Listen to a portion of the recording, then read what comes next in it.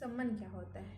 सम्मन कोर्ट द्वारा जारी एक लिखित कानूनी आदेश होता है जो प्रतिवादी और गवाह को एक निश्चित तारीख और एक निश्चित समय में कोर्ट में पेश होने के लिए निर्देश किया जाता है। तो सम्मन का प्रोसेस करने के लिए सम्मन की पहला प्रोसेस ये होता है कि उसमें तलवाना भरा जाता है।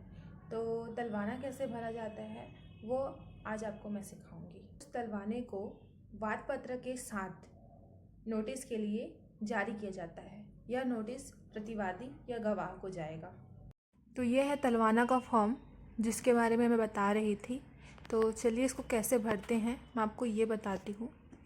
तो पहले यहाँ बस लिखा है न्यायालय का नाम, तो यहाँ बस न्यायालय का नाम लिखना है, जैसे कि माननीय श्रीमान न्यायालय अपर जिला न्यायाधीश प्रथम श्रेणी, ऐसा जो भी जिस न्यायालय पे रहता है उस न्यायालय का।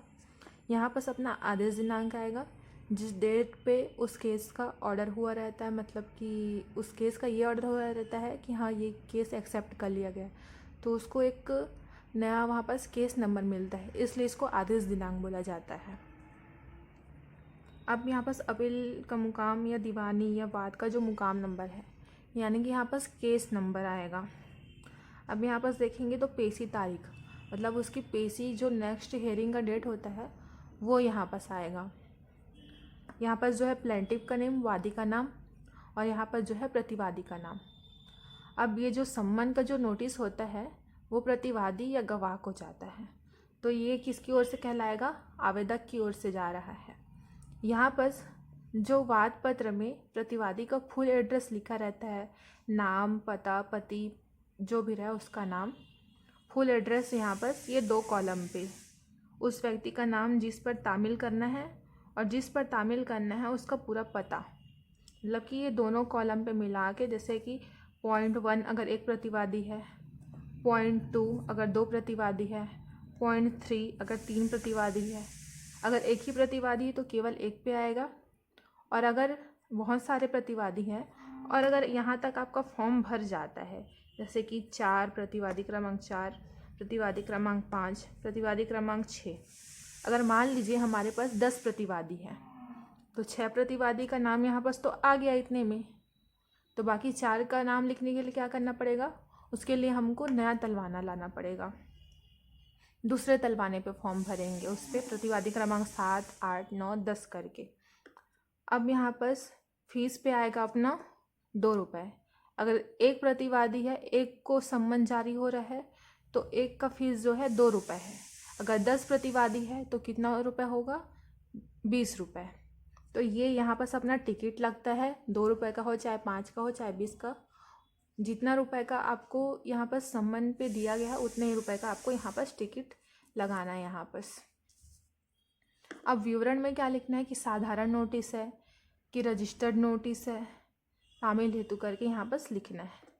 यहाँ पर अपना एडवोकेट का जो है साइन आ जाएगा और कॉन्टैक्ट नंबर आ जाएगा। यहाँ पर प्रोसेस फीस जो है नोटिस जारी लिखा जाएगा। यहाँ पर प्रोसेस फीस 2 रुपये है और प्रोसेस देने वाले की सही, तो यहाँ पर उसका साइन होगा। यहाँ पर फिर से न्यायालय का नाम आ जाएगा, यहाँ वादी का नाम आएगा, प्रतिवादी का नाम, आदेश दिनांक, वाद क्रमांक और पेशी तारीख। प्रोसेस फीस 2 रुपये, खुराक खर्च कट हो जाएगा और फीस लिए पे नोटिस जारी लिखाएगा कि किन नोटिस के लिए जा रहा है।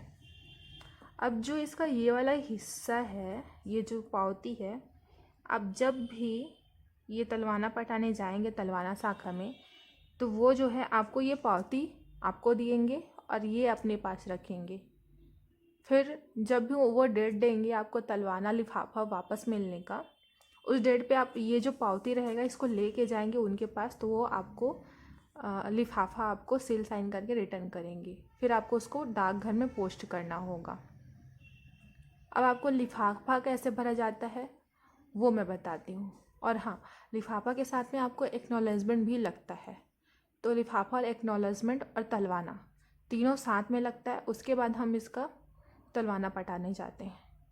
तो लिफाफा और एक्नॉलेजमेंट कैसे भरते हैं मैं आपको वो बताती हूँ।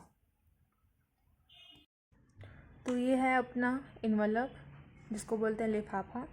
अभी अपना पोस्ट के लिए जाते हैं, तो यहाँ पर हम लिखेंगे स्पीड पोस्ट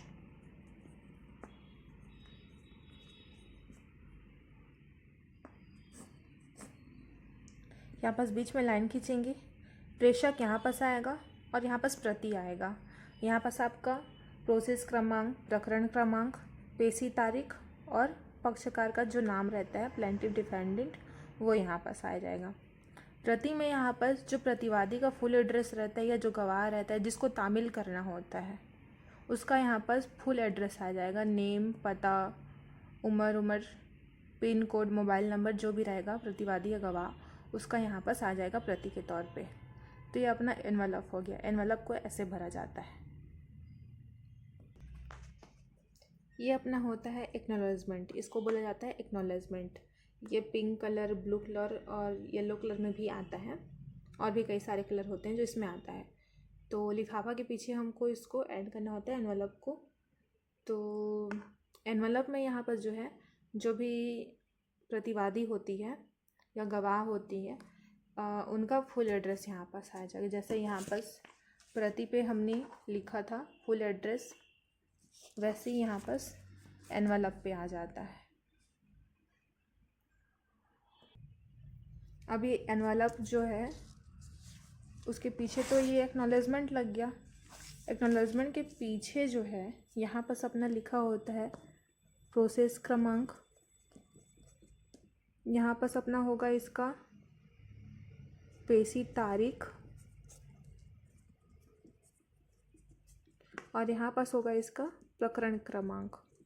यहाँ पास आप पक्षकार का नाम लिख देंगे।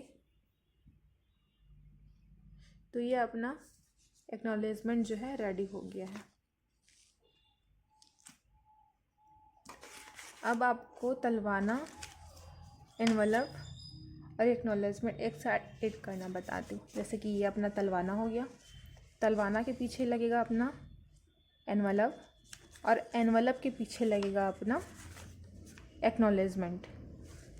अब इसके पीछे हमको जो भी नोटिस जारी करवाना है, जो भी चीज़ को भेजवाना है, चाहे वाद पत्र हो, चाहे 22 नियम 4 का हो, जो भी चीज़ हमको नोटिस पे भेजवाना रहता है वो जो है इसके पीछे लगेगा। फिर इसको हम कहाँ जाएंगे, तलवाना शाखा पे सबमिट करने जाएंगे। देन उसके बाद वो हमको ये जो हमारा वाद पत्र रहेगा या भी जो भी डॉक्यूमेंट रहेगा जिसको हमको नोटिस करवाना रहता है, तामील करवाने के लिए भेजना रहता है, वो उसको हम ये जो एनवलप है इसके अंदर पे डाल के स्पीड पोस्ट कर देंगे।